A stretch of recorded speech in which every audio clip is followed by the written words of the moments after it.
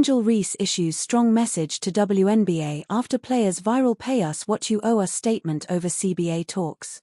Angel Reese wasn't just making shots during the WNBA All-Star Game last weekend.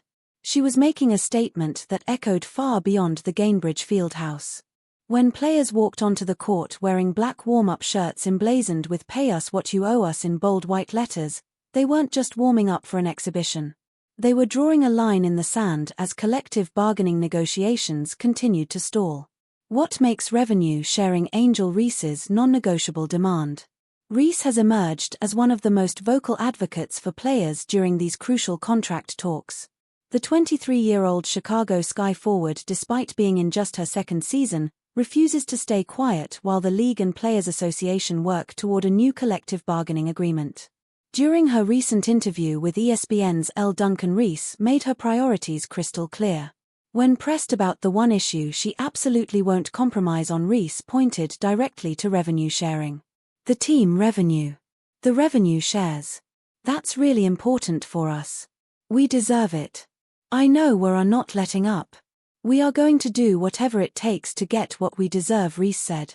Revenue sharing and salary increases have become the two primary battlegrounds as both sides race against the October deadline. The current collective bargaining agreement expires then, creating urgency that wasn't there when players first opted out of their previous deal in 2024.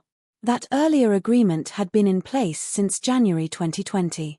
For Reese, the math is simple. As attendance figures climb, viewership numbers soar, and merchandise sales continue growing, players should see their piece of the pie expand accordingly. The league's success should translate directly into player compensation. How is Reese using her platform to drive change? The Maryland native understands exactly what she brings to these negotiations. Since bursting onto the scene with LSU's championship-winning team in 2023, she has built a massive following that extends well beyond basketball courts. That celebrity status has become her weapon of choice in contract talks.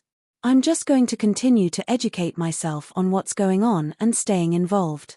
I know my voice, I know my platform, and I know when I speak people are listening," Reese explained during her ESPN interview. This isn't the first time the Sky forward has leveraged her influence for the cause. During All-Star Weekend in Indianapolis, she spoke candidly about her growing role in the WNBA and her frustrations with the negotiation process. "Yesterday was an eye-opener for me. It was disrespectful," Reese said, referring to recent talks with league officials. "This is for the next generation. It's important to be able to be vocal. If I sit back it looks like I don't care. I know my voice and I know my platform. You love it or you hate it, I know it gets views. So I just know that I have to be vocal. I have to sit at that table one day."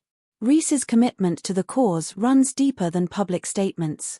She's already hinted at the ultimate bargaining chip players might deploy if negotiations continue to stagnate. During an episode of her Unapologetically Angel podcast from March, she mentioned that players might consider sitting out if their demands aren't met.